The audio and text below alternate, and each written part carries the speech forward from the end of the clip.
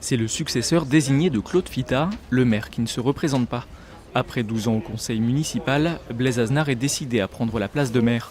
Sur sa liste, écologiste, communiste et insoumis, le socialiste se veut rassembleur. En s'appuyant sur l'économie, sur l'emploi, sur le savoir-faire, par ruissellement, on arrivera à mettre en place des politiques qui atteindront nos associations, nos jeunes, nos aînés.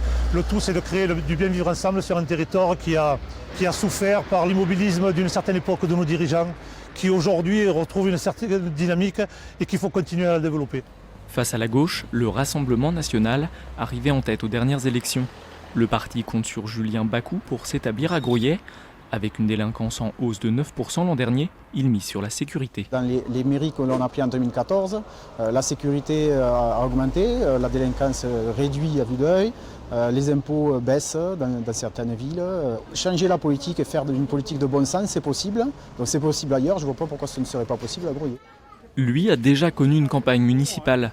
Encarté La République en marche, Jean-Claude Amalric présente une liste sans étiquette.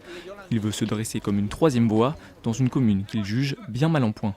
Nous avons aujourd'hui en catégorie A plus de 900 chômeurs sur la ville de Groyet, ce qui est énorme. Depuis une vingtaine d'années, au moment où la mégisserie a commencé à péricliter, on a perdu 4000 emplois et on n'a jamais rétabli cette situation. On est toujours dans une situation à plus de 20% de chômeurs, alors qu'au niveau national, le pourcentage baisse. Parmi les 13 000 habitants, certains ont décidé de passer de l'autre côté des urnes. L'un est sapeur-pompier à la retraite, l'autre chef d'entreprise. Ils ont tous les deux leurs idées pour améliorer le quotidien des Groyettois. D'abord, on va essayer d'assainir les finances, qui sont très mal en point sur Groyet.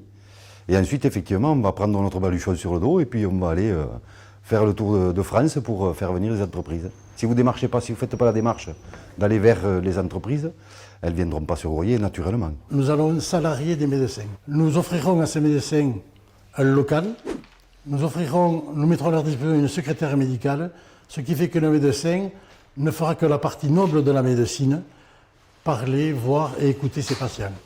Continuité politique, victoire des extrêmes ou surprise citoyenne, c'est désormais aux Groyettois de faire leur choix.